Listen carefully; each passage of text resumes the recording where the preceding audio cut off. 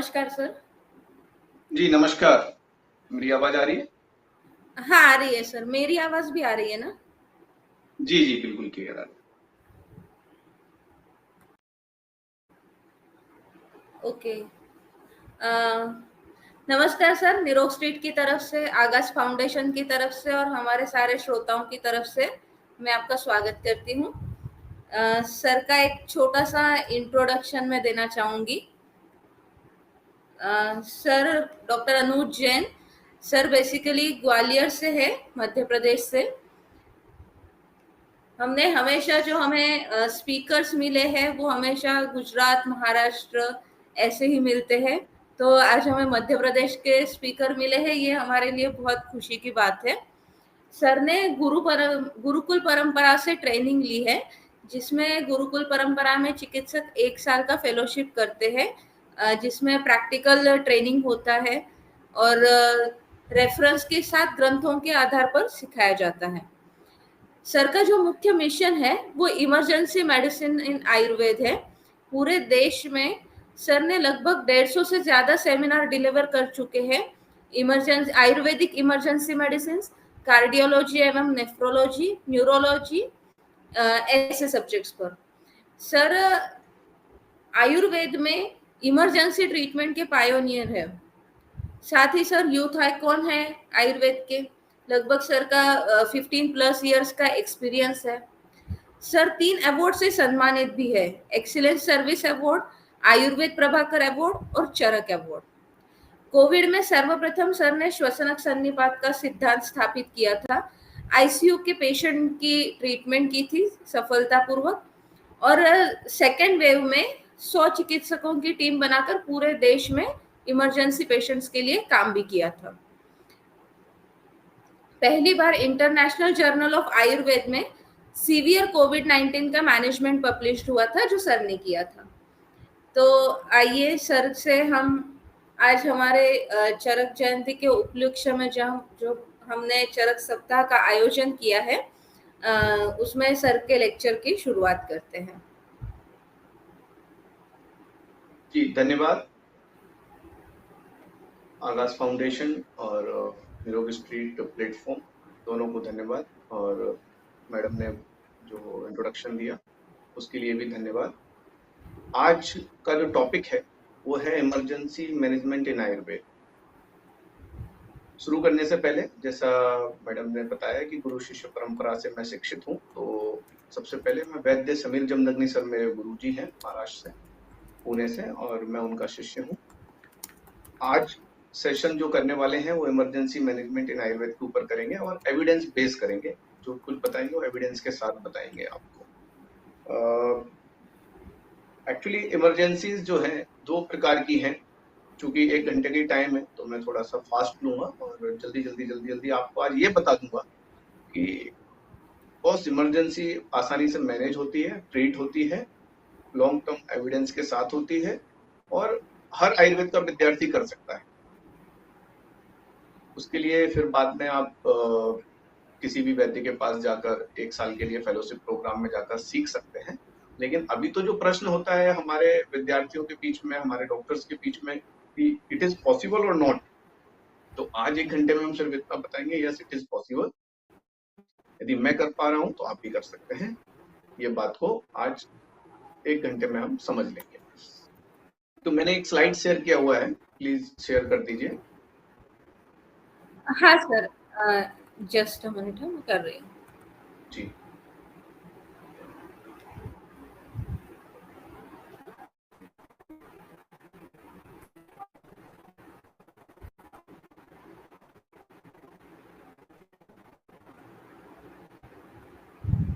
जब तक हो रहा है तब तक कुछ बोलता हूँ। इमरजेंसी शब्द सुनते ही हमको ये लगता है कि आयुर्वेद में तो पॉसिबल नहीं है, इसका इलाज नहीं हो सकता है। लेकिन नहीं, आयुर्वेद से बहुत ब्यूटीफुली, मैं शब्द बोलूंगा ब्यूटीफुली, बहुत ही सुंदर तरीके से इलाज होता है। और बस आपका नॉलेज, आपका अपग्रेडेशन, आपका प्रिसीजन, आपके डिसीजन, आपके सेक्रीफाइस, वो सब इसमें काउंट होते हैं।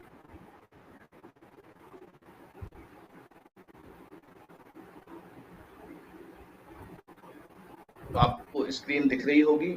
इस पर मैं आगे जब बोलूंगा नेक्स्ट तो आप करते जाइए। तो जी इमरजेंसी सर। 2 प्रकार की है, एक है ओपीडी बेसिस और एक है आईपीडी बेसिस।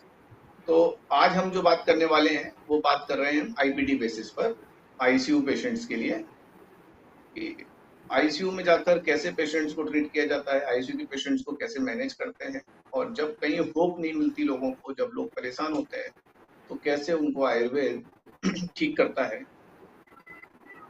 काल के मुंह से निकाल कर लाता है आयुर्वेद। तो वो सामर्थ्य आयुर्वेद के अंदर है, और वो सामर्थ्य हम सबके अंदर है, सिर्फ पहचानने की जरूरत है। तो ओपीडी बेसिस पर होने वाली इमरजेंसीज के लिए मेरे कई, आप लोग यूट्यूब पर जाकर सर्च करेंगे तो कई लोगों ने, मेरा तो कोई चैनल नहीं है उस पर, कई लोगों ने, कई डॉक्टर्स ने और कई संस्थाओं ने लेक्चर्स डाले हुए हैं। तो ओपीडी में कैसे हमें इमरजेंसी ट्रीट करनी चाहिए, जो सारे रोगों में यूज होती है, वो मैंने उसमें बताया हुआ है, वहां जाकर आप लोग सुन सकते हैं, सीख सकते हैं। आज हम लेकिन बात कर रहे हैं आईपीडी के बारे में, क्रिटिकली इल पेशेंट्स के बारे में। स्लाइड दिख रहा है?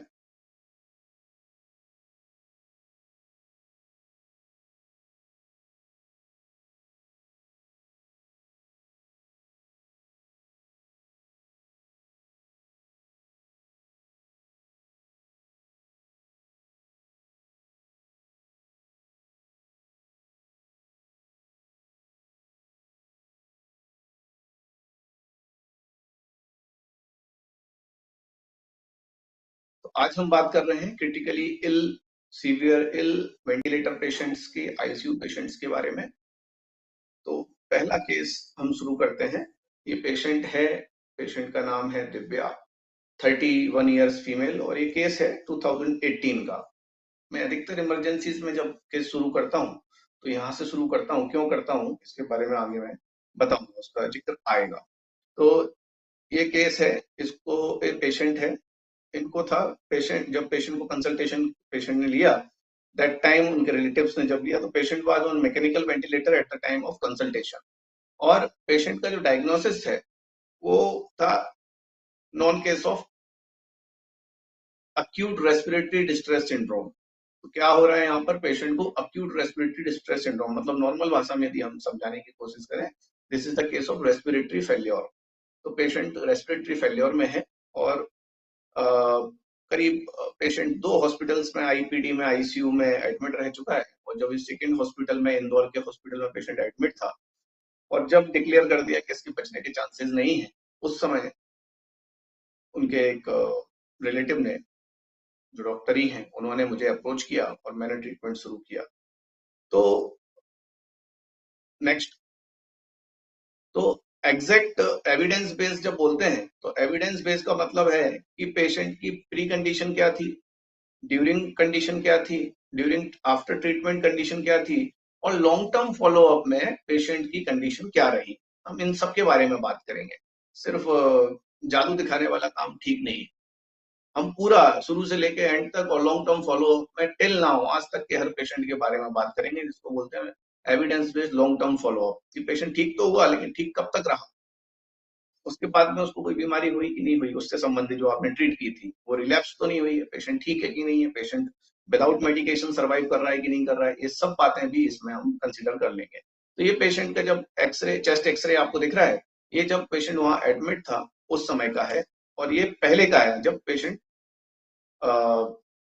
एडमिट है वहां पर। लेकिन जैसे जैसे पेशेंट एडमिट रहा वहां पर, धीरे धीरे इंप्रूव होने की जगह डिटोरिएट होता जा रहा है। मैं क्यों बता रहा हूँ ये, कि भाई डिटोरिएशन पेशेंट को ऑल ट्रीटमेंट, सब फैसिलिटी, जो आज का जो ट्रेडिशनल ट्रीटमेंट चल रहा है पेशेंट को, वो सब देने के बाद में भी उसकी जो चेस्ट एक्सरे है वो इम्प्रूव होने की जगह प्रोग्रेसिव डिसऑर्डर में कन्वर्ट होता जा रहा है। तो डॉक्टर्स वहां पे उसकी बीमारी को रोक तो, ठीक तो करना छोड़ो, रोक भी नहीं पा रहे हैं। ये स्थिति बनी हुई है। तो ये उसका चेस्ट एक्सरे आपको दिख रहा है।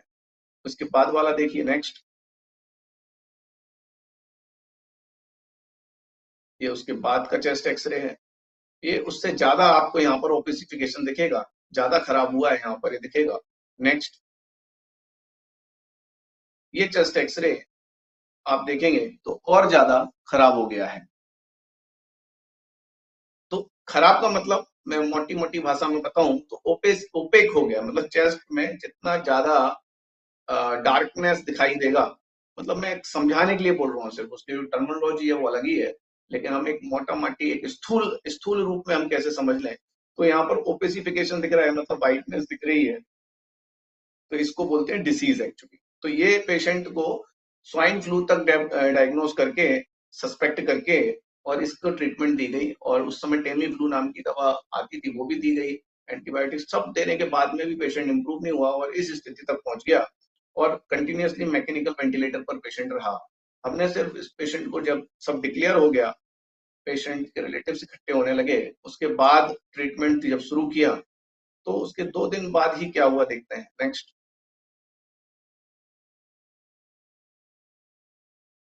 Next please. ये देखिए, after 2 days of Ayurveda protocol, सिर्फ 2 दिन के प्रोटोकॉल में पेशेंट का चेस्ट एक्सरे है, और पेशेंट जब आया हमारे पास तो किस स्थिति में था, ये उसका आपको इमेज दिख रहा है, ये मैकेनिकल वेंटिलेटर पर पेशेंट था, और सबसे बड़ी बात कि एक तरीके से डिक्लेयर्ड था ये पेशेंट कि अब इसका कुछ हो नहीं सकता। हमने ट्रीट किया, मेडिसिन दी, और पेशेंट किस तरीके से रिकवर हुआ देखेंगे। नेक्स्ट,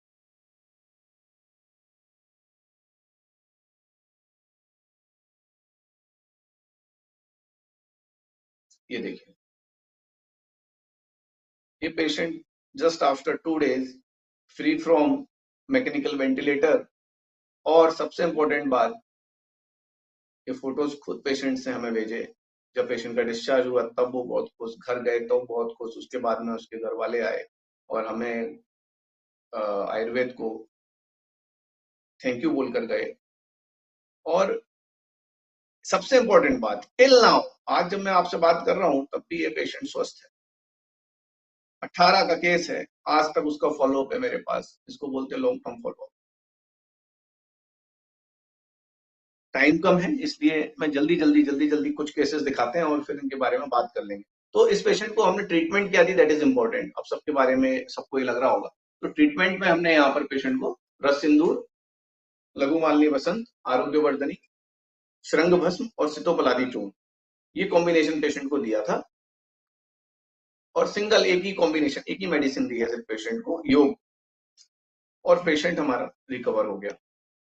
अभी एक पुराना एक नया ऐसा करके केसेस दिखा रहा हूं मैं, क्योंकि बहुत सारे केसेस हैं इसी स्लाइड में, मेरे ख्याल से 270 की पीपीटी तैयार है हमारे पास, बाकी तो होना बाकी है, लेकिन कुछ केसेस दिखा दूंगा क्योंकि टाइम बहुत कम है। तो पहले दिखा इसलिए रहा हूं जिससे आपको ये विश्वास आ जाए, क्योंकि मैं जो भी बता रहा हूँ वो लोगों को और आप लोगों को और हम सबको अनबिलीवेबल लगता है, इसलिए उसका एविडेंस जरूरी है, उस पर चर्चा जरूरी है, और इस पर बड़े स्तर पर हम हर जगह बात कर ही रहे हैं, पूरे देश में फैला रहे हैं। Next, sorry, right right right, एक प्रीवियस प्रीवियस स्लाइड कीजिए प्लीज, प्रीवियस, हाँ, right right. This is the 79 year female, और ये केस है नवंबर 2023 का, non case of diabetes hypertension since 5 years, case of kidney failure. अब बड़ी मजेदार बात है कि ये पेशेंट जब आया तो patient also was admitted in ICU for 15 days and was on ventilator since 7 days। 15 दिन के लिए पेशेंट को इमरजेंसी में एडमिट किया गया और 7 दिन तक वेंटिलेटर सपोर्ट पर पेशेंट था, लेकिन एडमिट रहते हुए पेशेंट रिवाइव तो नहीं हुआ, लेकिन प्रोग्रेसिव डिसीज में गया और पेशेंट मल्टी ऑर्गन फेल्योर में चला गया, और सबसे इंपॉर्टेंट किडनी फेल्योर में चला गया पेशेंट। अब किडनी फेल्योर में चला गया, डॉक्टर्स डायलिसिस कर रहे हैं, 5 डायलिसिस के बाद 15 दिन के अंदर 5 डायलिसिस किए गए, उसके बाद में क्या स्थिति रही देखते हैं। Next please,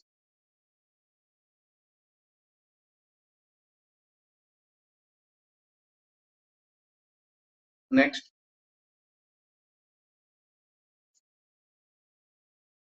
next, right.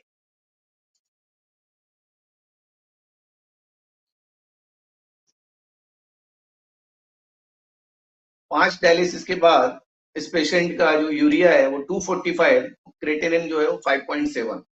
अब इनको किसी ने बताया कि भाई इनको किडनी फेल्योर हुआ है और ये रिवाइव नहीं हो रहे हैं, आप इनसे कंसल्ट कर लीजिए। तो उन्होंने हमसे अप्रोच किया और कंसल्टेशन शुरू किया। ये उस समय पेशेंट का चेस्ट एक्सरे है जब पेशेंट वेंटिलेटर पर है। देखिए यहाँ पर भी आपको कितना ज्यादा ओपेसिफिकेशन दिख रहा है। रेस्पिरेटरी फेल्योर में है पेशेंट, पेशेंट किडनी फेल्योर में है, रेस्पिरेटरी फेल्योर में और पेशेंट कोमाटोस है। तीन तीन ऑर्गन और मल्टी ऑर्गन फेल्योर में ये पेशेंट है। लेकिन जब पेशेंट ने हमें अप्रोच किया, रिलेटिव ने अप्रोच किया, तो उनका ये कहना था कि आप सिर्फ किडनी फेल की ट्रीटमेंट कर दो, क्योंकि वो मेरा नाम किडनी फेल्योर के रूप में, किडनी डॉक्टर के रूप में जानते थे। तो उनको बोला किडनी फेल ये ठीक कर सकते हैं, तो उसके लिए वो मेरे पास आए। तो मैंने कहा ठीक है, आपकी जैसी इच्छा। तो मैंने उनकी किडनी फेल्योर के लिए ट्रीटमेंट दे दिया ऑन वेंटिलेटर। तो जब मैंने ट्रीटमेंट दिया, तो after 2 days of treatment urea was 146 and creatinine was 1.9 without any kind dialysis. Next.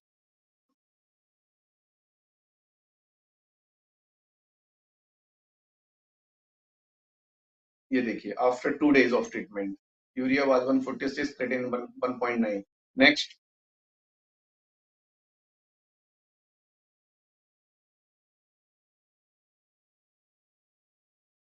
After 12 days of treatment, ये मैं आपको सीधा दिखा रहा हूँ कि पेशेंट डिस्चार्ज होकर घर आ गया, उसका वेंटिलेटर भी बंद हुआ, उसके बीच की कहानी अभी बताऊंगा। लेकिन 12 दिन के ट्रीटमेंट के बाद यूरिया जो है पेशेंट का 28 हो गया, क्रेटिनिन जो है 1.1 हो गया। Absolutely normal, patient free from dialysis and free from kidney failure. Next.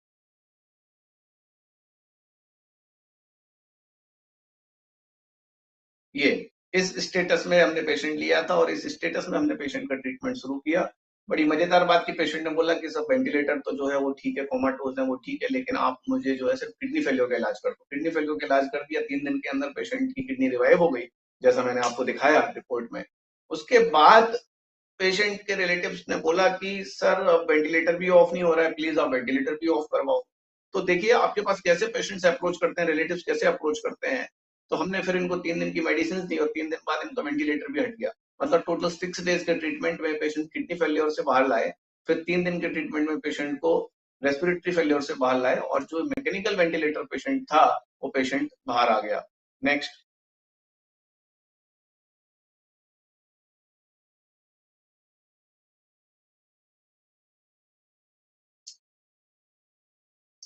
ये पेशेंट जो है वेंटिलेटर फ्री हो गया और हॉस्पिटल के अंदर ही हम उसका ऑनलाइन कंसल्टेशन कर रहे हैं, फ्री पेशेंट से बात कर रहे हैं। तो ये पेशेंट भी वेंटिलेटर फ्री हो गया। इस पेशेंट को जो है हमने सबसे पहले किडनी फेल्योर में जब पेशेंट था उसको क्या ट्रीटमेंट दिया, उसको हमने दिया भरद्वाज चिंतामणि, एक एक गोली दिन में 3 बार 125 mg TDS, और अर्क मकोए कासनी पुनर्नवा, अर्क कासनी अर्क मकोए और अर्क पुनर्नवा 20-20 ml दिन में 3 बार, 60 ml मिलाकर दिन में 3 बार। लेकिन मैं इतना जरूर बता दूं, ये मेडिसिन कोई किडनी फेल्योर की दवा नहीं है। ये इस पेशेंट के हिसाब से मैंने डिजाइन किया था और उसको पेशेंट को मेडिसिन दी और उससे वो रिवाइव हो गया। यही मेडिसिन हम दूसरे पेशेंट्स में देंगे तो कोई फायदा खास दिखेगा नहीं आपको। तो कहने का मतलब है किडनी फेल्योर की कोई फॉर्मूला नहीं है, मैं यहाँ पे कोई फॉर्मूला बताने नहीं बैठा हूँ। लेकिन मेडिसिन मैं इसलिए बता रहा हूँ कि आपको ये पता रहे कि कितनी साधारण दवाइयों से भी हम क्रिटिकल इमरजेंसीज को मैनेज कर सकते हैं, ट्रीट कर सकते हैं, कोई प्रॉब्लम आती नहीं है। फिर जब 3 दिन के इलाज के बाद में पेशेंट ने बोला कि सर हम वेंटिलेटर के लिए भी आप ही हेल्प करो, हम तो वहां के डॉक्टर्स निकाल नहीं पा रहे हैं। तो फिर हमने मेडिसिन शुरू की और उसमें फिर पेशेंट को हीरक भस्म, महालक्ष्मी विलास रस, चंद्रामृत रस, अभ्रक भस्म सहस्त्रपुटी और सितोपलादी चूर्ण, ऐसा एक योग बनाकर पेशेंट को 1 आवरली हर 1 घंटे पर 1 डोज देना है। ऐसा पेशेंट को शुरू किया और पेशेंट जो है 3 दिन के अंदर वेंटिलेटर फ्री हो गया। और ये पेशेंट आज भी पूर्ण रूप से स्वस्थ है और ये पेशेंट कोटा से बिलोंग करते हैं और आज कोटा से खूब सारे पेशेंट्स भेजते रहते हैं और patient till now absolutely okay, no problem. Next. तो मैं मेडिसिन क्यों बता रहा हूँ, इसीलिए बता रहा हूँ कि you should know about the medications also. ये पेशेंट देखिए, हर्ष पेशेंट, ओनली एज है 5 years मेल, पेशेंट बिलोंग करता है नागपुर से, महाराष्ट्र से, और इसको जो प्रॉब्लम थी वो थी एम्फाइमा विद इंटरकोस्टल ड्रेनेज। जब पेशेंट ने हमने अप्रोच किया रिलेटिव ने, तो उनका था कि एम्फाइमा विद ICD, की पेशेंट को जो है एम्फाइमा हुआ था और उसके बाद में पेशेंट को इंटरकोस्टल ड्रेनेज, एक इंटरकोस्टल एक ड्रेन ट्यूब डाल दिया जिससे ड्रेन हो जाए। वहां तक सब बढ़िया था, लेकिन सारी प्रॉब्लम वहीं से शुरू हुई, ट्रेन डालने के बाद, ड्रेनेज करने के बाद। तो उसका जो सीटी थोरेक्स था वो क्या कह रहा है, वो कह रहा है there is partial collapse consolidation involving left upper lobe with fibrobronchiectatic changes involving left lower lobe with extensive superimposed consolidation with area of cavitation. Left-sided ICD seen in situ with mild decrease in left side pneumothorax and better inflation in left lung. और मतलब ये patient को जब ये patient को जब ICD डाला गया और आईसीडी के बाद में वहां क्या हुआ कि एयर कलेक्शन हो गया, और जो एयर कलेक्शन हुआ उसके कारण पेशेंट जो है डेंजर में आ गया, और डॉक्टर्स ने बोला कि अब इसका जो है आईसीडी हम रिमूव नहीं कर सकते, क्योंकि यदि हम इसका इंटरकोस्टल ड्रेनेज को ट्यूब को रिमूव करेंगे तो वहां पर नेगेटिव प्रेशर से एयर कलेक्ट होके पेशेंट कोलैप्स हो सकता है। तो फिर पूरे मैक्स हॉस्पिटल में पेशेंट एडमिट था, दिल्ली के एनसीआर के, और फिर पूरे डॉक्टर्स की टीम बैठी और उन्होंने तय किया कि इनका जो है ओपन थोरेसिक सर्जरी करेंगे और तब इसको बचाने के चांसेस है, लेकिन वो भी हाई रिस्की है। फिर पेशेंट के रिलेटिव्स ने एक डॉक्टर के माध्यम से मुझे अप्रोच किया, और फिर मैंने पेशेंट को ट्रीटमेंट शुरू कर दिया, और सिर्फ सिंगल मेडिसिन से पेशेंट को मैंने बाहर निकाला। ये पेशेंट का चेस्ट एक्सरे का रिपोर्ट है, मैंने दिखाया जो। Next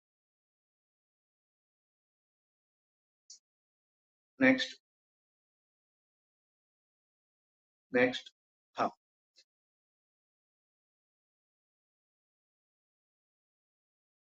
next. ये जो चेस्ट एक्सरे दिख रहा है आपको स्क्रीन पर, इसमें hydropneumothorax with air fluid level noted again. तो जब पेशेंट को चेस्ट एक्सरे किया और देखा गया कि यहाँ पर जो है फ्लूइड लेवल दिख रहा है, ये बिफोर का चेस्ट एक्सरे है। नेक्स्ट।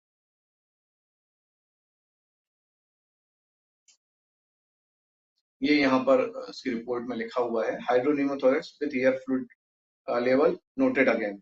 ईयर फ्लूइड लेवल दोनों यहाँ पर नोट किए गए, और यही प्रॉब्लम थी पेशेंट को ट्रीट करने में, आईसीडी निकालने में। Next. After 9 days of Ayurveda protocol हमने उसको ट्रीटमेंट दिया पेशेंट को, और यहाँ पर आपको दिख रहा होगा कि आईसीडी की एक ट्यूब डली हुई है, और यहाँ कोई अब एयर फ्लूइड लेवल नहीं है इस चेस्ट एक्सरे में। नेक्स्ट।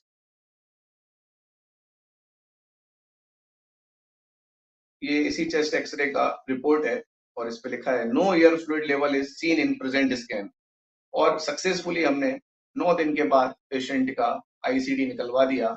नेक्स्ट। उसका भी चेस्ट एक्सरे देखिए आफ्टर 16 डेज, टोटल ट्रीटमेंट 9 दिन, और फिर 9 दिन के बाद जब हमने उनका चेस्ट आईसीडी निकलवाया तो पेशेंट एब्सोल्युटली ठीक, और टिल नाउ जब मैं आपसे बात कर रहा हूँ पेशेंट एकदम ठीक है, कोई प्रॉब्लम नहीं उसके बाद से, और बच्चा है 5 साल का था सिर्फ, और पूर्ण रूप से ठीक है।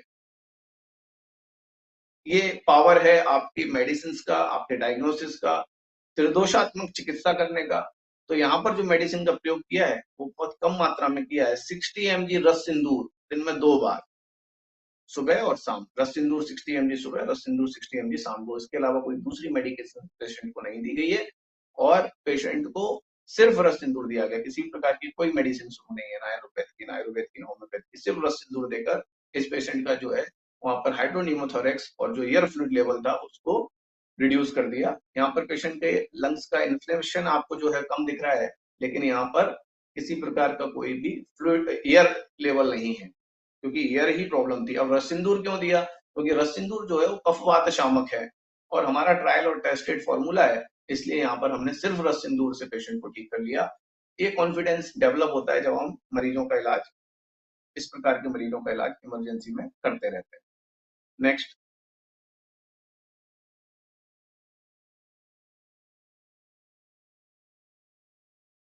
Next please.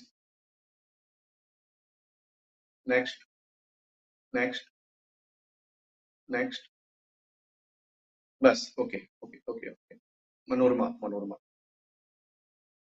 Previous previous previous.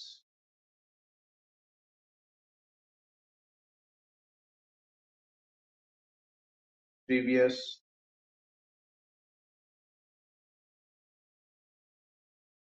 Right. This is the female. इसके पहले वाला जो केस था वो ब्रेन हेमरेज का केस था, लेकिन टाइम कम है इसलिए मैं जल्दी जल्दी ले रहा हूँ केसेस को। तो ये केस है जो है पेशेंट मनोरमा, पेशेंट का नाम है, 59 ईयर्स फीमेल है और ये non case of brain tuberculosis है। अब टीबी के बारे में यदि बात करें तो पल्मोनरी कॉक्स के बारे में सब अधिकतर लोग जानते हैं। तो पल्मोनरी कॉक्स, उसके बाद में पेशेंट को यदि माइग्रेशन होता है डिसीज का तो उसको इंटेस्टाइनल ट्यूबरक्लोसिस, उसके बाद में माइग्रेशन होता है तो bone tuberculosis also called Pott's spine, और उसके बाद में जब माइग्रेशन होता है तो वो होता है ब्रेन में, तो उसको बोलते हैं ब्रेन टीबी। अब ये पेशेंट जो है ब्रेन टीबी का है क्योंकि पेशेंट ऑलरेडी पहले पल्मोनरी कॉक्स का था, दैट माइग्रेट्स होकर सीधा ब्रेन में गया और ब्रेन ट्यूबरक्लोसिस हो गया। पेशेंट को रिकरेंट फीवर की हिस्ट्री है, पल्मोनरी कॉक्स की हिस्ट्री है, पेशेंट ऑलरेडी एक्सटीआर ट्रीटमेंट जो है उस पर था पेशेंट, और करीब करीब 1-1.5 साल से पेशेंट ट्रीटमेंट ले रहा है। लेकिन जब ब्रेन ट्यूबरक्लोसिस हो गई, वो पता कैसे चला, क्योंकि पेशेंट का जो एक आई बॉल है वो मूव होना बंद हो गया।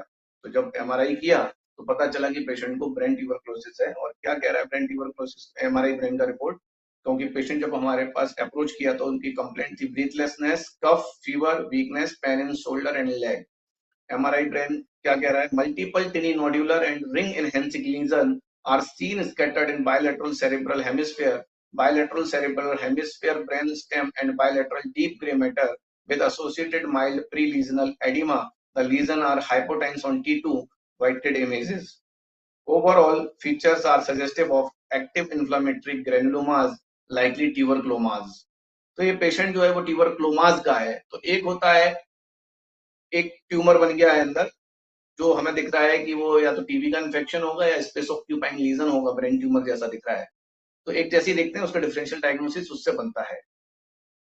तो यहाँ पर लेकिन पेशेंट को जो ब्रेन में है ना, वो एक जगह पर कंसोलिडेट कैप्सुलेटेड इन्फेक्शन नहीं है, पूरे ब्रेन में स्कैटर्ड नेचर में है, पूरे ब्रेन में फैला हुआ है। ये नेक्स्ट करिए, उसका रिपोर्ट देखेंगे।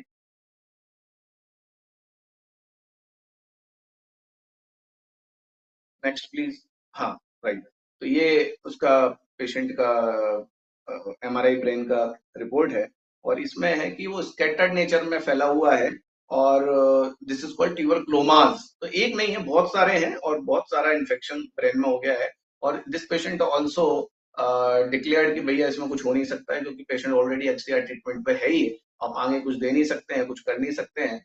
तब इस पेशेंट को हमारे पास रेफर किया गया और हमने इस पेशेंट को लिया। नेक्स्ट।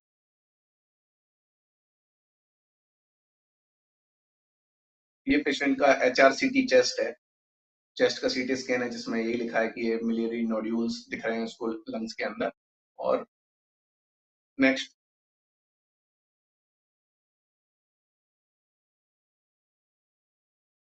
ये पेशेंट का एमआरआई ब्रेन है बाद का, जो वर्क किए गए। नेक्स्ट। मैं सीधा आपको डायरेक्ट नेक्स्ट पर ले चलते हैं।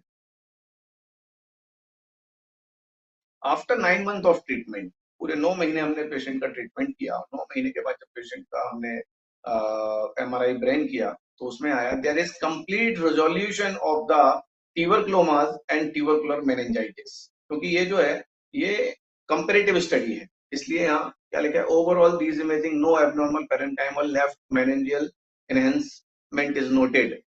तो कंपैरेटिव स्टडी में देखा गया कि there is complete resolution of the tuberculomas and tubercular meningitis 9 महीने की ट्रीटमेंट में। लेकिन उस समय पेशेंट को तो लाइफ सेविंग करनी थी, वो लाइफ सेविंग की पेशेंट को। लाइफ सेविंग के बाद में पेशेंट जब रिवाइव कर गया, स्टेबल हो गया, फिर पेशेंट की फर्दर ट्रीटमेंट की।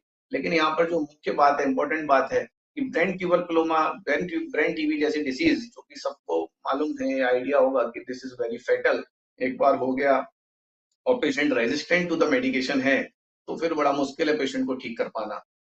तो रेजिस्टेंट केस में भी एक्सटीआर ट्रीटमेंट देने के बाद में भी पेशेंट रिकवर नहीं हुआ, और उसके जो लीजन, रिंग एनहेंसिंग लीजन जिसको बोलते हैं, जो रिंग्स होते हैं, वो इंक्रीज होते जा रहे हैं। तब उस स्थिति में यहाँ पर हमने पेशेंट की हेल्प करके पेशेंट को बाहर निकाला। और मेथोडोलॉजी क्या थी ट्रीटमेंट करने की, यहाँ पर जो हमने ट्रीटमेंट किया है उसमें हमने धूम नस्य का प्रयोग किया है। और यहाँ पे धूम नस्य के लिए हमने बिलवादी गुलिका और दूषी विषारी गुलिका, इनका अल्टरनेट या कभी जैसे भी है समय पर प्रयोग किया है दूषी विषारी गुलिका का। तो दूषी विषारी गुलिका का धूम, उसको जलाने के बाद में उसका धुआं जो है वो धूम नस्य, जिसको आयुर्वेद ने वर्णन किया है। अब देखो, ब्रेन में जाना है तो आप दवाइयों से नहीं जा सकते, जा भी सकते हैं तो उसकी अप्रोच जो है वो लिमिटेड है, वहां तक पहुंचते पहुंचते दवाइयां ब्रेन बैरियर के कारण पहुंचती नहीं है, कम पहुंचती है, या वहां तक पहुंचने में समय लगेगा, लेकिन अभी तो पेशेंट को सेव करना है और सिर्फ दवाइयों से हम भी करते तो शायद नहीं कर पाते। तो हमने यहाँ पे जो अप्रोच किया वो नासा ही सिरसोद्वारम के अप्रोच को अपनाया और वो सूत्र को हमने एलोबरेट किया। तो what is the practical implementation of नासा ही सिरसोद्वारम? ये पढ़ा तो हम सबने है, लेकिन उसका प्रैक्टिकल इम्प्लीमेंटेशन क्या होना चाहिए और कैसे होना चाहिए, उसके बारे में मैं आपको बता रहा हूँ कि इतना सीवियर केस, इतना डेंजरस केस, डिक्लेयर्ड केस कि जिसके ऊपर हाथ रखने से भी डर लगे, ऐसे केस को सिर्फ नासाई सिरसोद्वारम के कॉन्सेप्ट से, बिलवादी गुलिका और दूषी विषारी गुलिका के धूम नस्य से हमने पेशेंट को रिकवर किया। साथ में पेशेंट को मृगांक रस वगैरह जो भी दवाइयां हैं वो अलग चली, लेकिन उस समय उस पेशेंट को और बाद में भी इस पेशेंट को धूम नस्य हमने किया है। So that is the efficacy of IAID in emergency cases in critically ill patients and in last stage kind of patient में भी हम रिजल्ट दे पाते हैं। Next,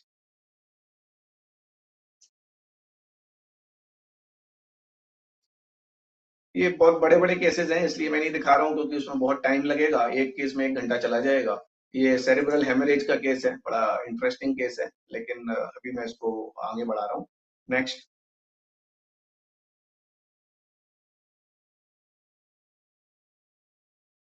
next, next, next, next.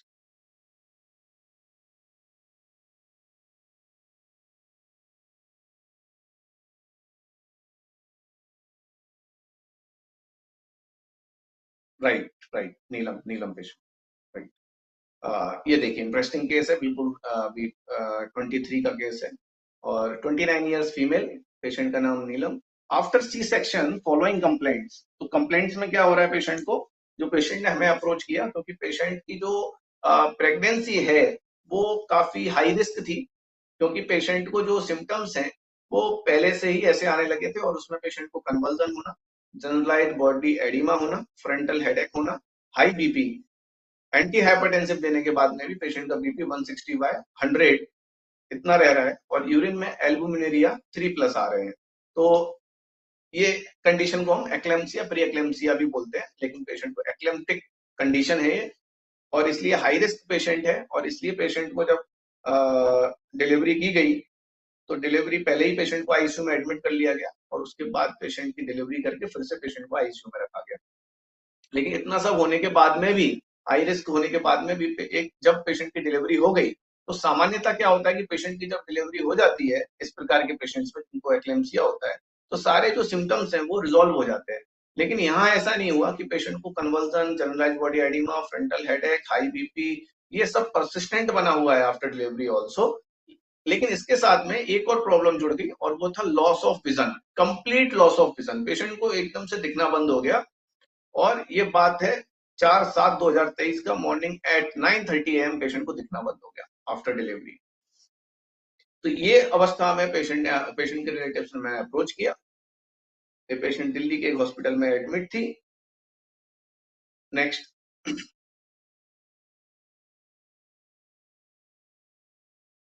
ये उसके MRI ब्रेन और CT स्कैन सारे हैं उसके। Next,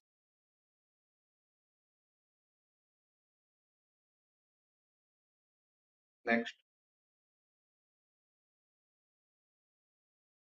right, this is the comparative scan also. मैं जितने भी दिखा रहा हूँ कंपेरेटिव स्कैन है कि वहां के जो रेडियोलॉजिस्ट हैं उन्होंने पहले वाली स्कैन को और इस स्कैन को कंपेयर करके लिखा हुआ है, तो इसलिए पहले वाले स्कैन को हमने आगे कर दिया। ये देख लो आप सीधा, in comparison to previous scan dated on 4/7/2023, जिस दिन उस दिन हुआ उसी दिन का scan, there is significant reduction in the parenchymal lesions. उसके बाद का जो स्कैन हुआ 10 तारीख को, उसमें क्या हुआ, there is significant reduction in the parenchymal lesion. उसको जो ब्रेन में लीजन्स हो गए थे जो प्रीवियस स्कैन में दिख रहे थे वो स्कैन, और उसको हमने रिकवर किया और सिर्फ 24 घंटे के अंदर ये पेशेंट की विजन वापस आ गई थी। पेशेंट को 2 दिन के भीतर हमने डिस्चार्ज करा के घर भेज दिया और हॉस्पिटल के अंदर ही जब हमने ट्रीटमेंट किया पेशेंट का तो सिर्फ 12 से 24 घंटे के अंदर पेशेंट का जो है विजन वापस आ गया था, जहां पर पेशेंट को हाई रिस्क में था। और यहाँ पर एक प्रॉब्लम आया कि जब पेशेंट्स के ट्रीट कर रहे थे तो वहाँ के डॉक्टर बोले कि साहब हम नहीं देंगे दवाइयाँ। एक डॉक्टर गुप्ता जी थे कोई, तो उनके रिलेटिव्स ने मेरे से बात कराई, मैंने कराओ बात, मैं बात कराऊँ। तो बात की तो वो बोले कि साहब हमें इलाज कैसे दे दें?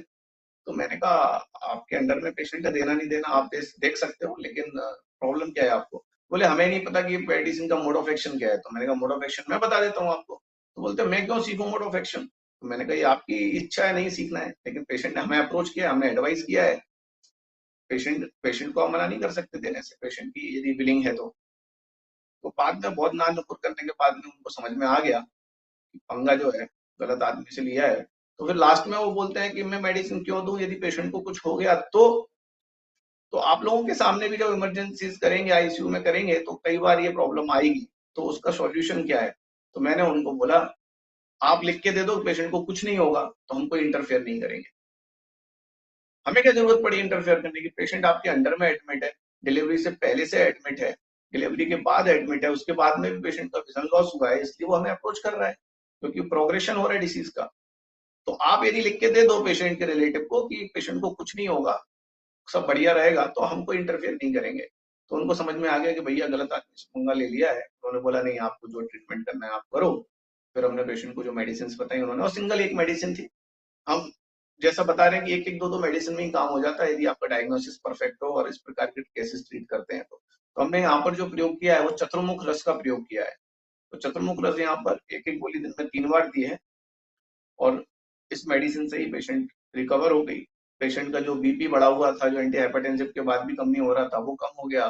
कन्वर्जन पेशेंट को नहीं आए उसके बाद, और पेशेंट जो है हैप्पीली डिस्चार्ज होकर घर चली गई और उसका जो विजन जब वापस आया, सी इज वेरी हैप्पी। और उसके बाद में उन्होंने बहुत आयुर्वेद को थैंक्स बोला। तो ये जो खुशी है, ये जो काम है, ये आप भी कर सकते हो। इसको करने का जो मजा है वो अलग ही है। नेक्स्ट।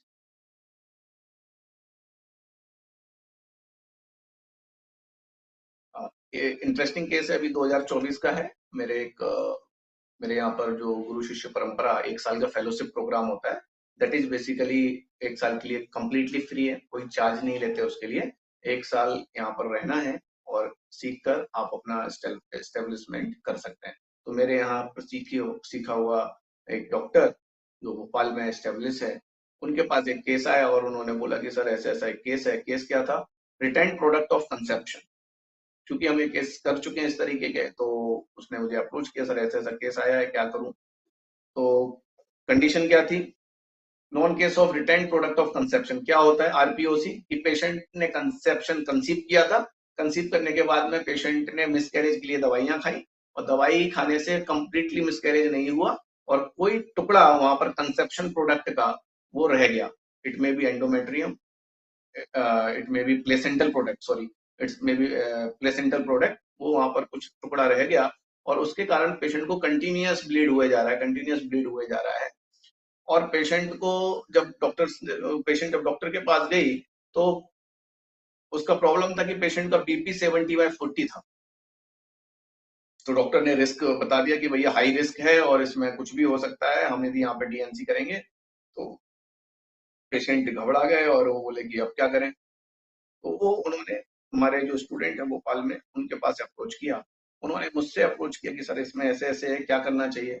तो मेरा तो इस तरीके के कई केसेस किए हुए थे, तो मैंने उनको गाइड कर दिया तुरंत। मैंने कहा ट्रीटमेंट ये कर दो, ठीक हो जाएगी। लेकिन बोले सर बीपी 70/40 है, डॉक्टर्स ने मना किया है कि इसमें तो कर नहीं सकते और करेंगे भी तो बहुत हाई रिस्क है, कुछ भी हो सकता है। तो मैंने कहा ठीक है, case taken under serious consent seriousness का पेशेंट से साइन कराओ और ट्रीटमेंट शुरू कर दो, कोई प्रॉब्लम नहीं है। तो पेशेंट का ट्रीटमेंट शुरू किया। नेक्स्ट।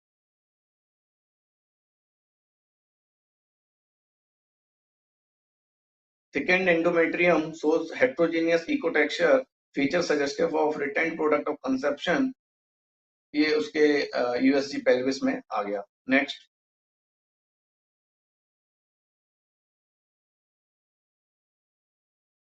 हमने पेशेंट का ट्रीटमेंट शुरू किया और आफ्टर 1 डे ऑफ ट्रीटमेंट क्या है वो इसके बाद बता रहा हूँ। तो उसमें नो सिग्निफिकेंट एबनॉर्मलिटी नोटेड और पेशेंट की ब्लीडिंग जो हो रही थी वो बंद हो गई। तो ट्रीटमेंट जो यहाँ पर किया है हमने, वो इमरजेंसी में यहाँ पर बस्ती चिकित्सा की हेल्प ली है। बस्ती चिकित्सा की है। मेडिसिन में कुछ विशेष नहीं दिया है और मेडिसिन का कोई काम भी नहीं था, सिर्फ बस्ती की है। और अष्टांग हृदय शारीर स्थान में सतावहादी बस्ती आई है, जो अपरापातन के लिए आई है। तो उसका निरू और अनुवासन बस्ती बनवा के हमने पेशेंट को निरू अनुवासन बस्ती किया, और एक दो बस्ती के बाद एक ही दिन में सुबह और शाम पेशेंट को बस्ती दी है। सेकेंड डे पेशेंट की ब्लीडिंग बंद हो गई, और उस जो एक प्रोडक्ट था कंसेप्शन का, वो बाहर आके क्लॉट निकल कर पेशेंट की ब्लीडिंग बंद हो गई। उसके बाद जब हमने पेशेंट का सोनोग्राफी करवाया तो उसमें आ गया there is no abnormality noted. तो ब्लीडिंग बंद हो गई, कंसेप्शन जो रेसिड्यूल प्रोडक्ट था वो बाहर हो गया, और पेशेंट जो बीपी कम था जिसके कारण पेशेंट ने डीएनसी नहीं की जा सकती थी, वो पेशेंट कंप्लीटली क्योर हो गई, और उसका जो हाई रिस्क था, उसका जो रिस्क था, वो खत्म हो गया।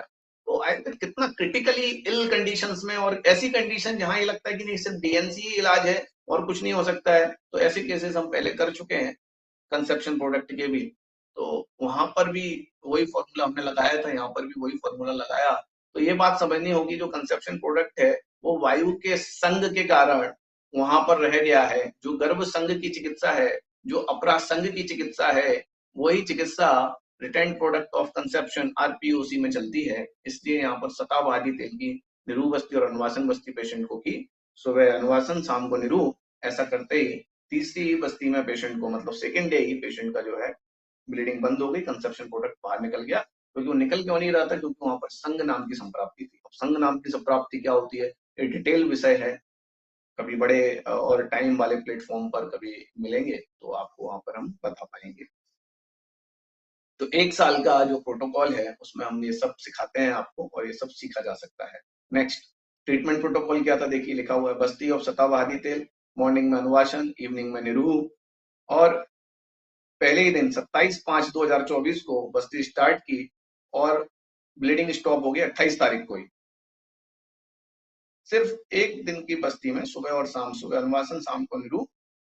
28 तारीख को ब्लीडिंग बंद हो गई, फिर भी हमने 28 तारीख को बस्ती करवाई, 29 को लास्ट अनुवासन करवा के पेशेंट का ट्रीटमेंट बंद कर दिया। After bleeding stop, conception product निकल गया, उसके बाद में पेशेंट को सिर्फ बल वृद्धि के लिए और गर्भाशय शोधन के लिए दशमूलक्वाथ और ताप्यादि लोह, ये 2 मेडिसिन 15 दिन की पेशेंट को देकर डिस्चार्ज करवा दिया, और 15 दिन के बाद फॉलोअप के लिए बोला, सिर्फ 15 डेज की मेडिसिन। ये ट्रीटमेंट प्रोटोकॉल था। नेक्स्ट, कहां पर इसका आपको रेफरेंस मिलेगा वो भी दिखा देते हैं आपको। अष्टांग हृदय शारीर स्थान गर्भावक्रांति चैप्टर में ये इसका श्लोक नंबर है 82 to 89, 88 to 90। नेक्स्ट,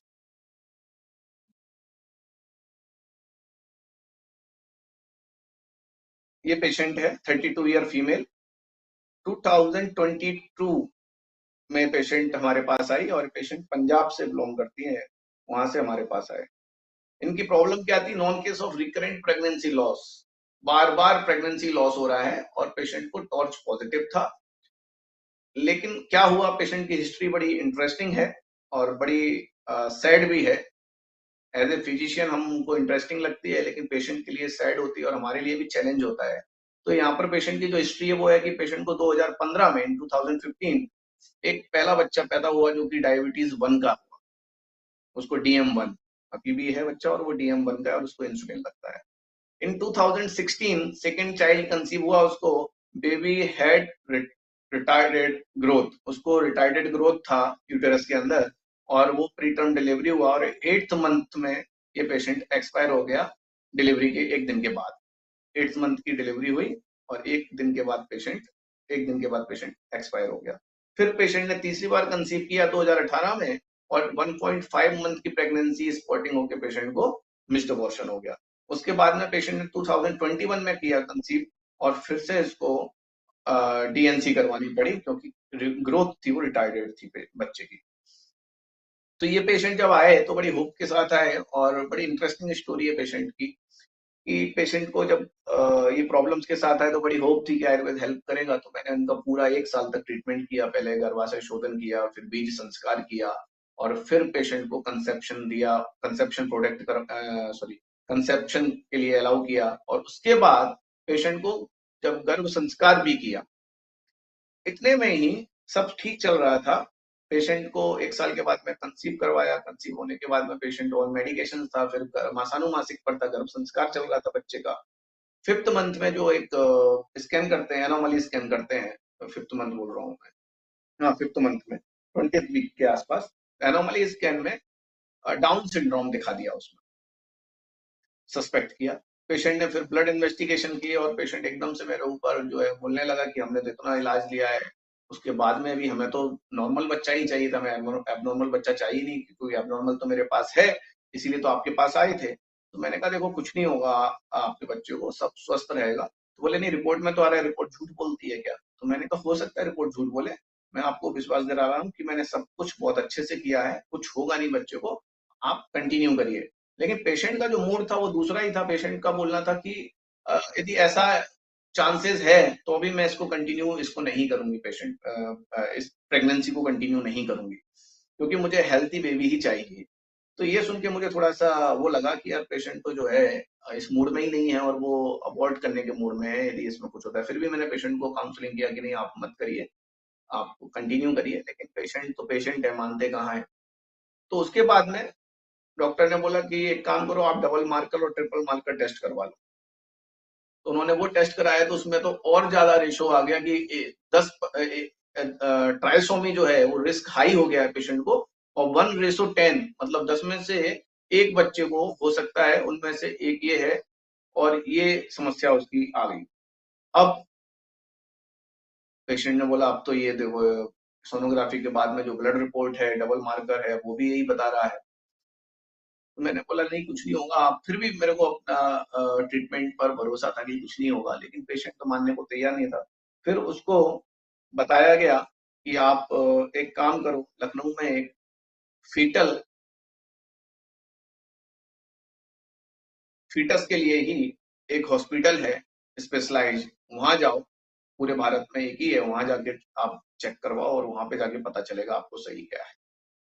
वहां गए और वहां पर एमनियोसेंटेसिस नाम की ट्रीटमेंट, मतलब इन्वेस्टिगेशन हुई, और वहां से जो पानी निकाला एमनियोटिक फ्लूइड, उसको चेक किया और वो एब्सोल्युटली नेगेटिव आया। नेक्स्ट।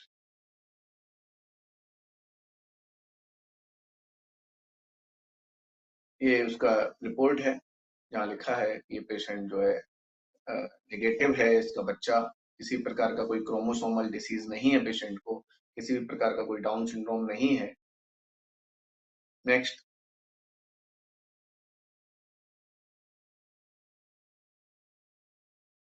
नेक्स्ट।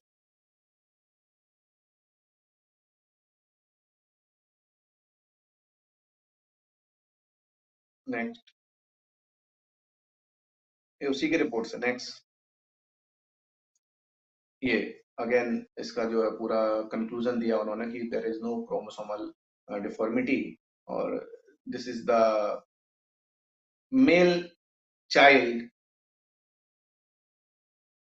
और this is the female, she is female patient जो है, और ये उसका बच्चा। अभी 2 दिन 3 दिन पहले ही इसके फादर और इसकी दादी आए थे थैंक यू बोलने, क्योंकि पेशेंट जो है पंजाब से आता था। तो आयुर्वेद में आप जब ट्रीटमेंट को करते हैं तो आपको बहुत अप्रोच, लेकिन उसके पहले उसको सीखने की आवश्यकता है। वो सीख लेंगे तो आप किसी भी प्रकार की इमरजेंसी को मैनेज कर सकते हैं, आईपीडी बेसिस पर, आईसीयू बेसिस पर। नेक्स्ट।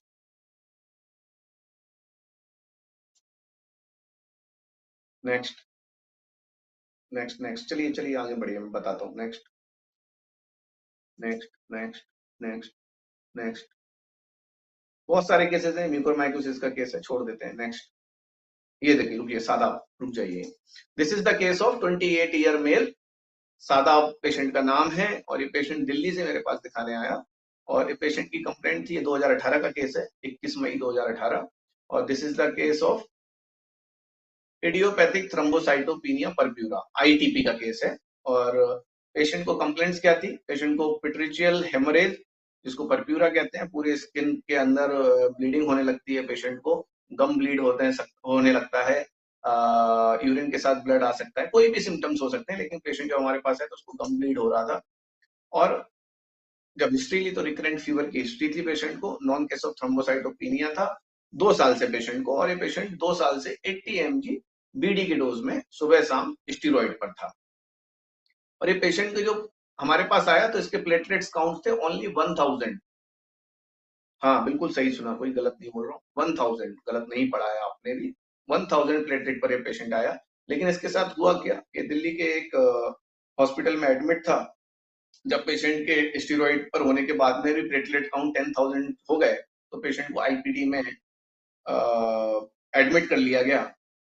एडमिट करने के बाद पेशेंट एडमिट रहा, उसको प्लेटलेट रिच प्लाज्मा चढ़ाए गए, प्लेटलेट ट्रांसफ्यूजन किया गया, स्टीरॉइड्स चल ही रहे थे पेशेंट को, एंटीवायरल दिए गए, सब ट्रीटमेंट होने के बाद में भी जो पेशेंट 10,000 प्लेटलेट पर एडमिट हुआ था वो 1000 प्लेटलेट पर आ गया। और जब 1000 प्लेटलेट पर आ गया तो पेशेंट को काउंसलिंग की गई तो उसको समझ में आ गया था कि पेशेंट का अब तो जो है बचना बड़ा मुश्किल है। अब तो पेशेंट ने लिया लामा, लामा बोलते हैं लीव अगेंस्ट मेडिकल एडवाइस, या डामा, डिस्चार्ज अगेंस्ट मेडिकल एडवाइस। तो पेशेंट जो है सीधा हॉस्पिटल से डिस्चार्ज लेके मेरे पास आ गया, किसी ने एडवाइस किया था, और वेन फ्लो वगैरह लगाई, पेशेंट ऐसे ही हमारे पास आ गया और हमने पेशेंट को देखा 1000 प्लेटलेट पर गम ब्लीड हो रहा है। It is very hilarious case, dangerous case कि भाई इतनी इमरजेंसी को कैसे मैनेज करना है। तो सब होने के बाद में भी जिसके प्लेटलेट नहीं बढ़ रहे हैं वहां पर फिर हमने पेशेंट का ट्रीटमेंट शुरू किया। अब वो आगे देखते जाएंगे, आपको बताते हैं। नेक्स्ट, ये जो पेशेंट के 1000 प्लेटलेट थे उसका एविडेंस रिपोर्ट है, आपको दिख रहा होगा, ओनली 1000 प्लेटलेट है यहाँ पर। फिर नेक्स्ट, ये पेशेंट का जो है बोन मैरो बायोप्सी का रिपोर्ट है जिसमें इडियोपैथिक थ्रोम्बोसाइटोपिनिया परप्यूरा है। नेक्स्ट, ये उसी का फॉलोअप पेज है। नेक्स्ट, तो हमने ट्रीटमेंट पेशेंट को शुरू कर दिया। और सबसे इम्पोर्टेंट बात, जो 80 mg पेशेंट स्टीरॉयड दिन में 2 बार ले रहा था वो हमने तत्काल बंद किया, कोई लेने की जरूरत नहीं है, इसको बंद करिए। और ट्रीटमेंट हमने पेशेंट को दे दिया। 15 दिन के बाद वापस आने को बोला था, लेकिन इतनी जल्दी रहती है पेशेंट को, और 1000 प्लेटलेट है तो तुम चेक कराना है। तो पेशेंट ने फिर चेक कराया तो इम्प्रूव आया, लेकिन 10 डेज के बाद में जब उसने रिपोर्ट कराई तो उसमें प्लेटलेट काउंट आया 32,000। तो जब पेशेंट का पीआरपी से, प्लेटलेट से, एंटीवायरल से, एंटीबायोटिक से, स्टीरॉइड से, किसी भी चीज से प्लेटलेट नहीं बढ़ रहा है, वहां पर सिर्फ आयुर्वेदिक मेडिसिन से 10 दिन के अंदर प्लेटलेट 32,000 हो गया पेशेंट का। नेक्स्ट, और 19 दिन के बाद, 19 डेज के आयुर्वेदिक प्रोटोकॉल के बाद प्लेटलेट काउंट हुआ 86,000। Next, after 25 days of treatment protocol, platelet was 1,16,000. Next, अब पूरा लॉन्ग टर्म फॉलोअप दिखाते हैं कि 5 साल के बाद क्या हुआ पेशेंट को। ट्रीटमेंट चला उस पेशेंट का 1 से 1.5 साल, लेकिन 5 साल के बाद क्या हुआ, तो 5 साल के बाद प्लेटलेट काउंट है 3,25,000, 3,25,000। ये पेशेंट आज भी पूर्ण रूप से स्वस्थ है और बिना किसी दवा के पेशेंट अब नॉर्मल है, कोई पेशेंट को कंप्लेंट्स नहीं है। तो सबसे इंपॉर्टेंट बात, पेशेंट के steroid on the spot patient के बंद कराए गए, सिर्फ मेडिसिन दी गई। मेडिसिन में क्या दिया गया, पेशेंट को जो है मधुमालिनी वसन, सितोपलादी चूर्ण और अभ्रक भस्म, ऐसा कॉम्बिनेशन पेशेंट को बना कर दिया गया और पेशेंट जो है रिकवर होता चला गया। लेकिन 1 से 1.5 साल जो पेशेंट का इलाज चला, इसमें कई बार अप एंड डाउन हमें देखने पड़े। कई बार पेशेंट को प्लेटलेट्स डाउन भी हुए, और डाउन हुए तो 10,000 के नीचे भी गए, और उस समय हमने पेशेंट को जो ब्लीडिंग हो रही थी उसको भी मैनेज किया। कई बार उसको कम ब्लीड हुआ, कई बार हेमेचूरिया हुआ, उसको भी मैनेज किया। और सब करते करते करते करते ये पेशेंट पूर्ण रूप से डिसीज फ्री हो गया और अब पूर्ण रूप से स्वस्थ है 1.5 साल के बाद से। और अभी भी उसके जो है लॉन्ग टर्म फॉलोअप में सिर्फ रखा हुआ है, किसी प्रकार की कोई दवा नहीं चल रही है। और मेडिसिन जो यहाँ पर दी गई उसमें मधुमालिनी वसन, सितोपलादी चूर्ण और अभ्रक भस्म ऐसा दिया गया। निदान क्या था, निदान था जीर्ण ज्वर, जीर्ण ज्वर जन्य रक्तपित्त, ऐसा निदान करके पेशेंट की चिकित्सा की गई और जो सफल हुई। Next,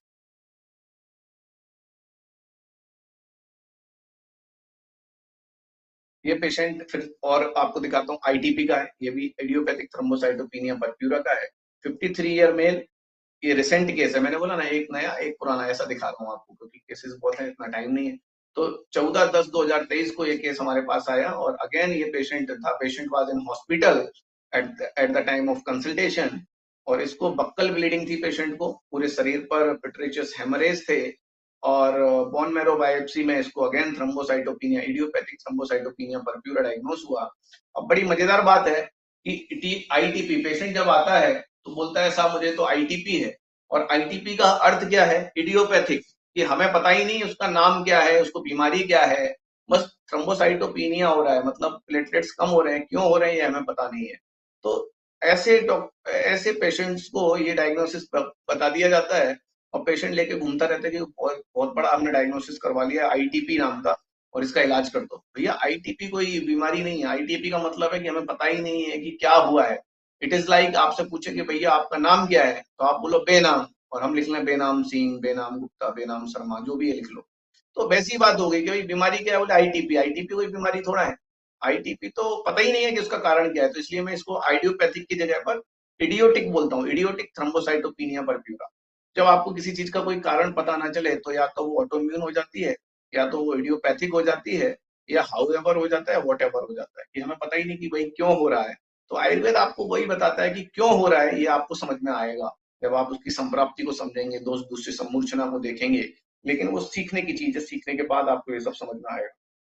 at the time of consultation platelets count was 7000 only. इस पेशेंट की प्लेटलेट्स काउंट 7000 थी सिर्फ, उस पेशेंट की 1000 थी। तो इतना क्रिटिकल पेशेंट लेना, इतनी अवस्था में लेना, और जब पेशेंट को ब्लीड भी हो रहा है। नेक्स्ट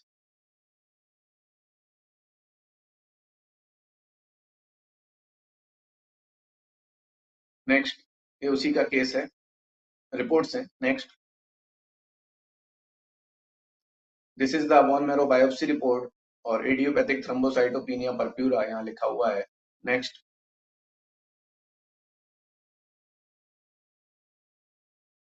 और ये 7000 प्लेटलेट्स बिफोर ट्रीटमेंट के हैं। Next, after 6 days of treatment, 6 दिन के ट्रीटमेंट के बाद क्या हुआ। नेक्स्ट, 22,000 प्लेटलेट्स हुए। नेक्स्ट,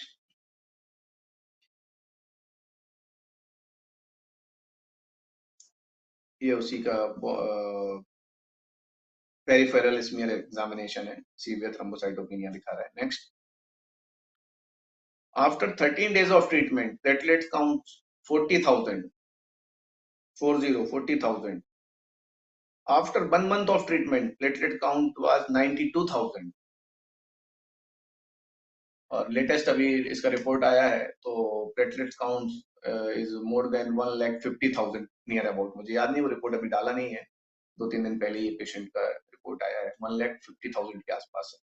और ये आपको जो दिख रहा है, this is the ITP, idiotic thrombocytopenia purpura में क्या होता है, इस प्रकार के लक्षण होते हैं, आपको स्क्रीन पर दिखेगा कि किस प्रकार से उसको लीजन्स हो रहे हैं, और ये उसका डायग्नोस्टिक क्राइटेरिया भी है।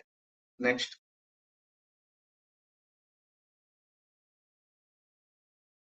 ये after treatment patient completely recover हो गया, और किसी प्रकार का कोई परप्यूरा या कोई लीजन या पिट्रेचियस हेमरेज पेशेंट को नहीं दिख रहा है।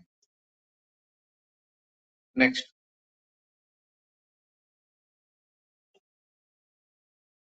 This is the case of 6 year female, only 6 year female, Ridima, और ये अक्टूबर 2022 में हमारे पास आई। Complaint of weakness, irritation, heart palpitation, diagnosed in AIIMS Bhopal, pancytopenia without organomegaly, without lymphadenopathy, very severe aplastic anemia।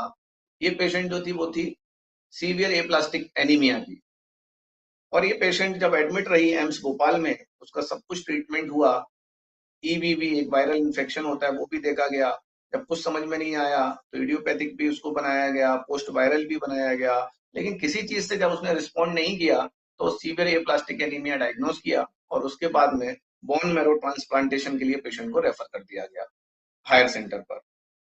After not getting relief, conservative treatment advise for bone marrow transplantation.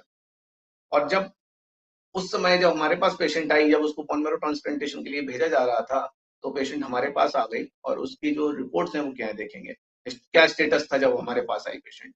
Next,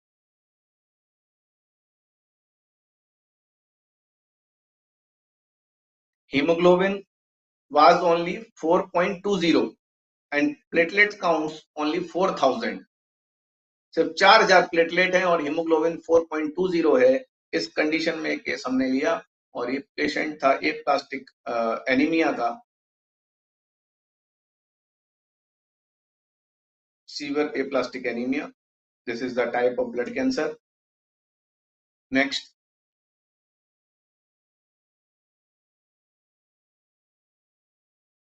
next,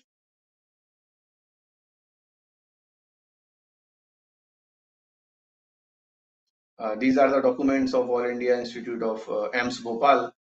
Next,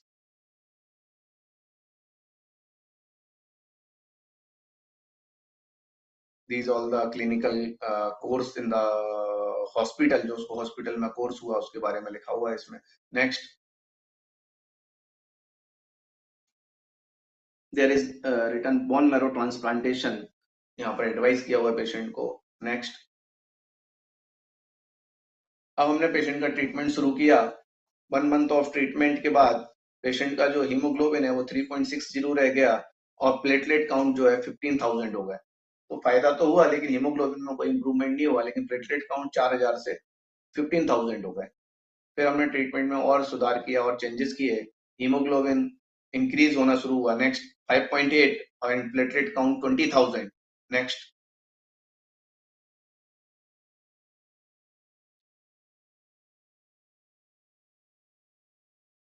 after 4 month of treatment क्या हुआ? Next,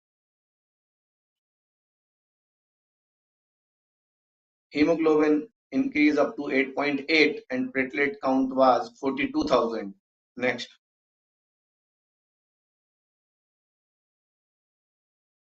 after 6 months of treatment, hemoglobin is 9.80 and platelet count is 40,000. Next, after 1 year and 1 month, 13 महीने के treatment के बाद, 1 साल के treatment के बाद, hemoglobin is 11.79 and platelet count is 89,000. And this is after 1 year and 1 month treatment, hemoglobin is 11.61 and platelet count is इसमें show नहीं हो रहा है।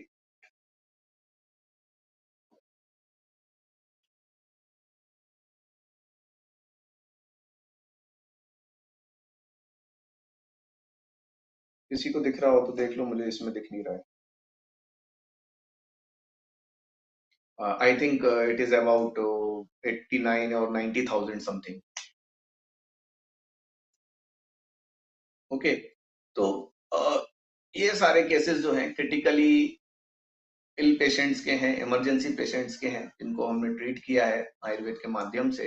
और आपको एविडेंस के साथ यही संदेश देना चाहते हैं कि इमरजेंसी ट्रीट हो सकती है, आसानी से हो सकती है, आप भी कर सकते हो।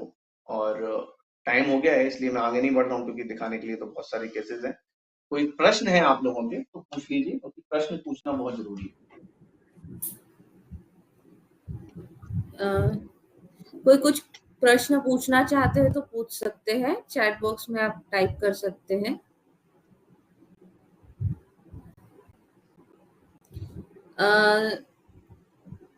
सर, पीडीएफ शेयर करने की बात आई है, तो ये पेशेंट के कॉन्फिडेंशियल रिपोर्ट्स है, तो हम ये पीडीएफ आपके साथ शेयर नहीं कर सकते। अगर क्लिनिकल कुछ एकेडमिक वगैरह होता, दूसरा कुछ होता तो हम शेयर कर देते, लेकिन ये पेशेंट के उसमें ट्रीटमेंट नहीं लिखा हुआ नहीं है। हाँ, सिर्फ तो पेशेंट्स हम की रिपोर्ट्स नहीं कर सकते। और कोई कुछ क्वेश्चन हो तो आप पूछ सकते हैं।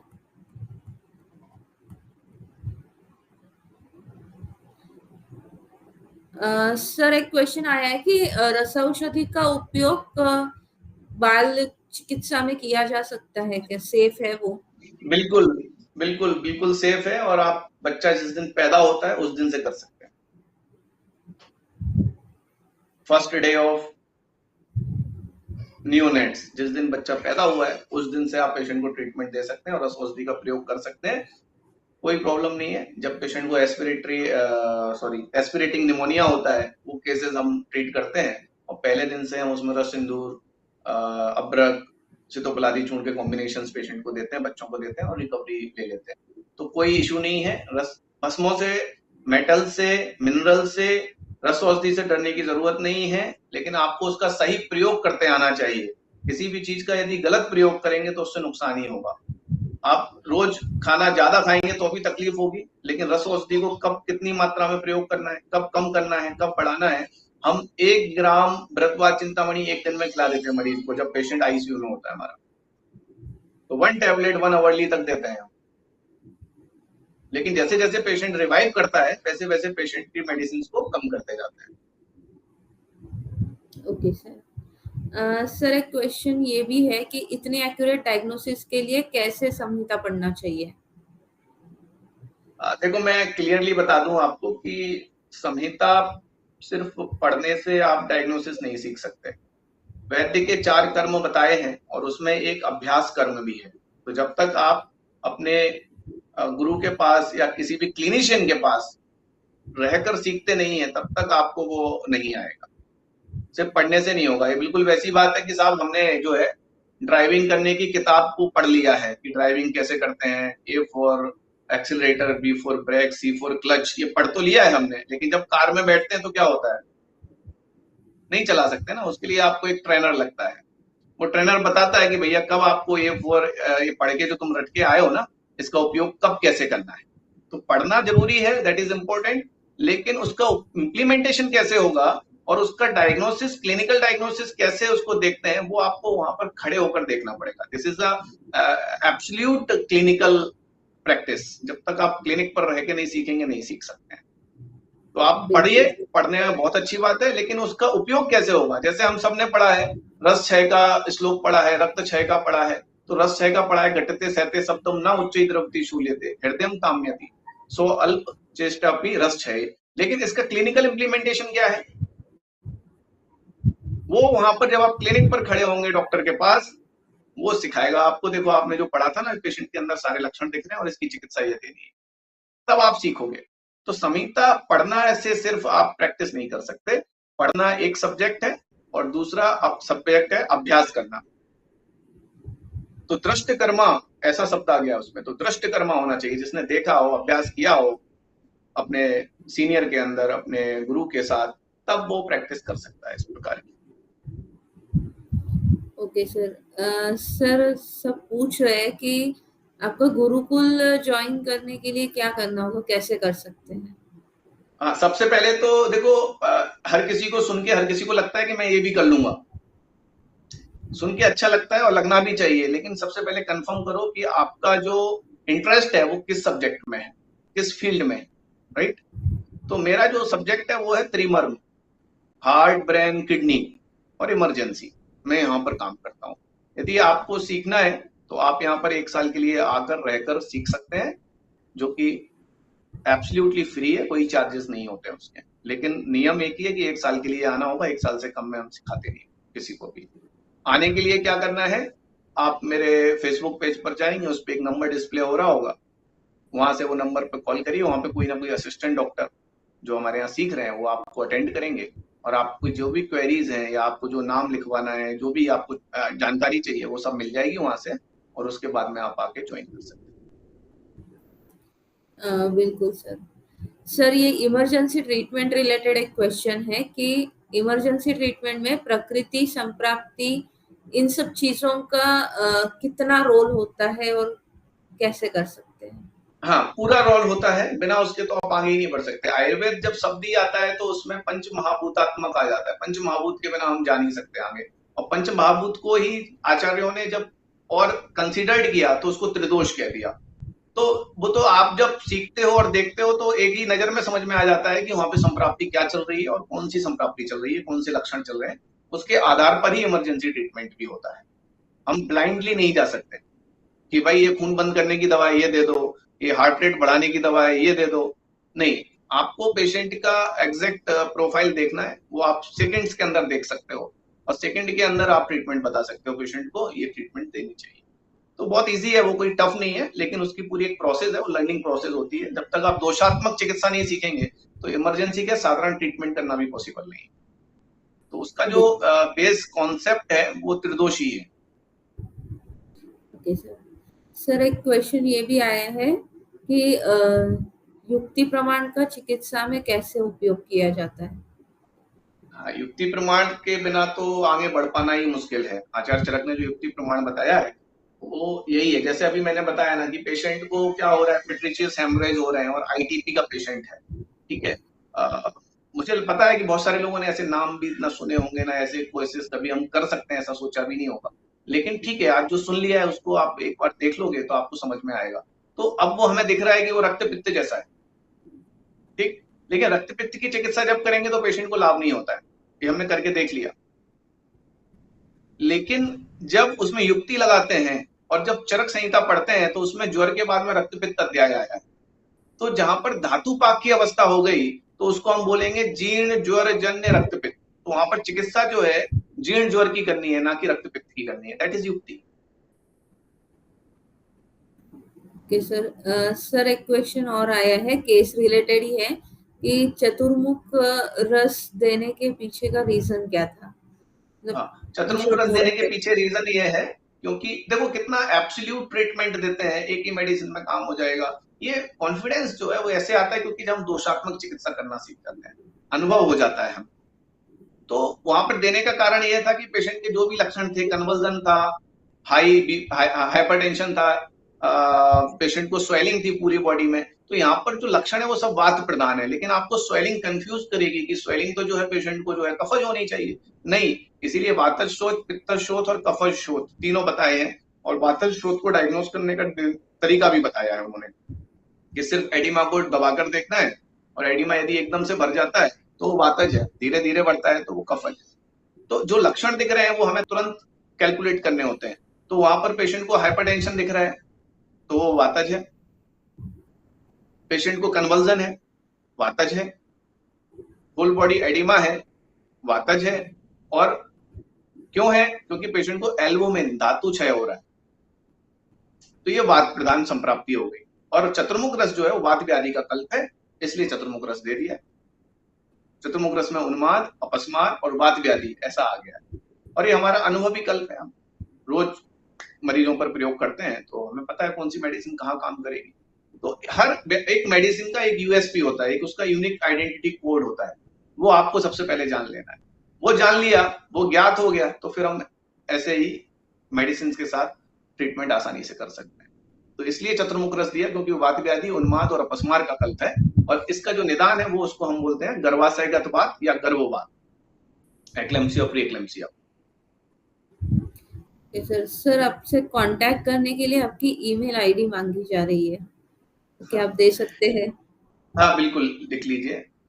मैं नंबर भी आपको बोल देता हूँ, नंबर भी लिख लीजिए। 830-566-4537 830-566-4537। अरे वाह, सब लोगों के पास है ऑलरेडी। नहीं सर, आपने बोला, हमने चैट बॉक्स में टाइप कर दिया है। Okay okay okay, great. और ईमेल आईडी है anujayurved@gmail.com।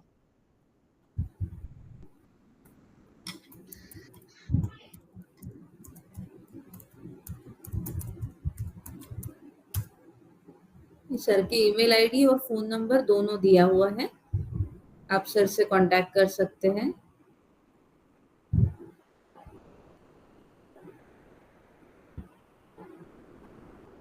सर अपतर्पण के लिए बस्ती या उत्तर बस्ती दे सकते हैं क्या?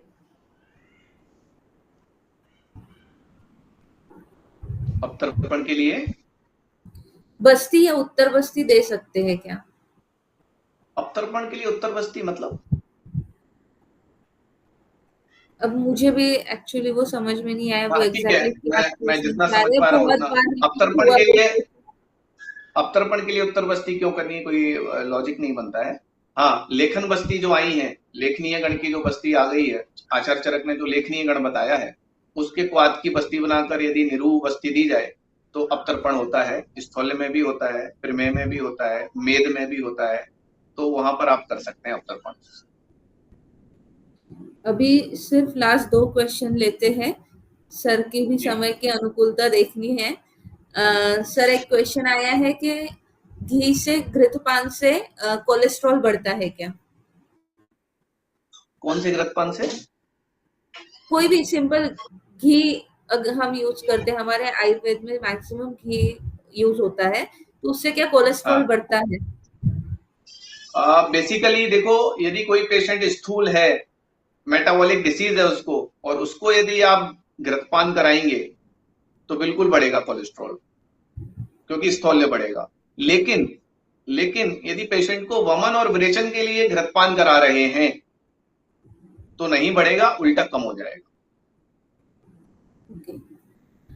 तो ये और एक सोचकर सर, डरिए मत कि पेशेंट का कोलेस्ट्रॉल बढ़ा हुआ है और यदि मैं इसको वमन या विरेचन करना चाहता हूं और मैं यदि इसको घृतपान कराऊंगा तो उसका कोलेस्ट्रॉल बढ़ जाएगा, यदि ये प्रश्न है तो बिल्कुल नहीं बढ़ेगा, क्योंकि आप बाद में शोधन करने वाले हो, वमन और विरेचन करने वाले हो, तो कोलेस्ट्रॉल नहीं बढ़ेगा। बिल्कुल कर सकते हैं, लेकिन कोशिश करिए कि वहां पर सादा घृत की जगह, अक्ष स्नेहपान की जगह मेडिकेटेड घृत का प्रयोग करें। पंचतिक्त घृत, पंचतिक्त घृत गुग्गुल, महातिक्त घृत, फल घृत, अकॉर्डिंगली। ओके। सर एक्चुअली वो अपरापातन था, अपरापतन के लिए। ओके, हाँ, ओके ओके ओके, हाँ, अप्रापातन के लिए उत्तर बस्ती कर सकते हैं, लेकिन वहां से ब्लीडिंग हो रही है तो फिर उसको अवॉइड करते हैं, इसलिए वहां पर निरू और अनुवासन बस्ती करते हैं। यदि ब्लीडिंग नहीं हो रही है तो उत्तर बस्ती की जा सकती ओके सर, एक लास्ट क्वेश्चन। सबका क्वेश्चन है, वो मैक्सिमम वैद्यों का है कि रस औषधि के लिए या औषधि के लिए कौन सी पुस्तक का उपयोग करना चाहिए, पढ़ना चाहिए? है। देखो, बुक्स तो बहुत सारी हैं, लेकिन मैं आपको 2 बुक्स के नाम बता रहा हूँ। एक बुक्स का नाम है रस तंत्र सार सिद्ध प्रयोग संग्रह, कालेड़ा की आती है, राजस्थान भवन वालों की। इसके 2 वॉल्यूम है, एक एक वॉल्यूम और दूसरा सेकंड वॉल्यूम। तो एक बुक आप ये पढ़ सकते हैं, और दूसरी ये बुक है आयुर्वेद सार संग्रह, वैद्यनाथ प्रकाशक भवन की आती है, आयुर्वेद सार संग्रह। ये 2 बुक्स आप रस औषधि के लिए पढ़ सकते हैं। लेकिन मैं यहाँ ये जरूर बताऊंगा कि रस औषधियों को पहले पढ़ने से पहले निदान बनाना जरूरी है। यदि आपका निदान एब्सोल्यूट है, करेक्ट है, तो मेडिसिन तो कोई भी यूज की जा सकती है, कोई प्रॉब्लम नहीं है उसमें। अब जैसे मैंने उस पेशेंट को चतुर्मुख रस दिया, हम व्रतवात से भी काम कर सकते थे, हम उसको चिंतामणि चतुर्मुख भी दे सकते थे, हम उसको योगेंद्र रस भी दे सकते थे, कोई भी कल्प दे सकते थे। लेकिन सबसे पहले डायग्नोसिस इंपॉर्टेंट। डायग्नोसिस जब बनाना सीख लेंगे तो मेडिसिन तो जो है वो उसका बहुत बड़ा रोल नहीं रह जाता है।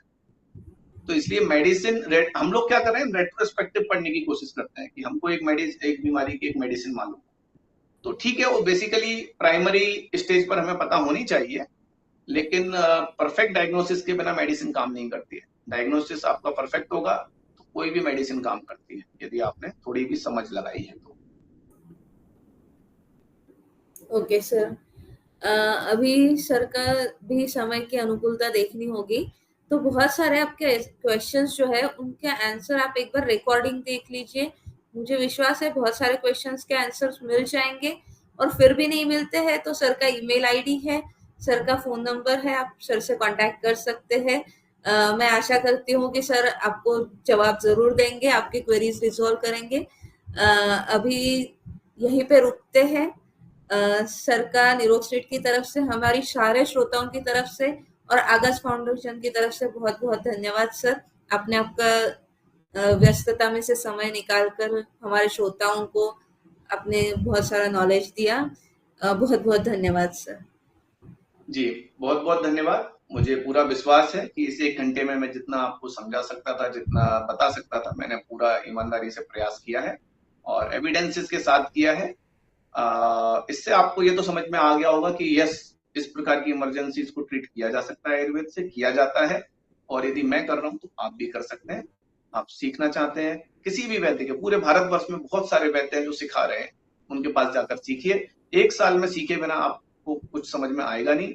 यदि आप लोग इनिशियल फेज में, इंटर्नशिप फेज में या कंप्लीट हुआ है आपका यूजी, तो अवश्य किसी भी वैद्य के पास जाकर 1 साल के लिए जरूर सीखें, उसके बाद ही प्रैक्टिस में आए, उसके पहले आने की गलती ना करें। ये मेरे अनुभव से बता रहा हूँ, मैंने जो सीखा है उससे बता रहा हूँ, और मुझे उम्मीद है कि मैंने एक समय के साथ पूरा न्याय किया होगा और आप लोगों के काम में आएगा ये सब। धन्यवाद आकाश फाउंडेशन और रघु इंस्टीट्यूट को धन्यवाद, सभी श्रोतागण को धन्यवाद। यदि मुझसे कोई गलती हुई हो तो क्षमा करें। शुभ रात्रि। Thank you sir.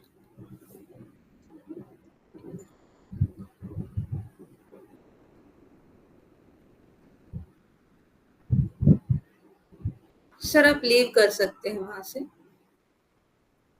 Okay, recordings निरोग स्ट्रीट ऐप और वेबसाइट पर रिकॉर्डिंग अवेलेबल है, आप वहां से सुन सकते हैं। कल फिर मिलते हैं।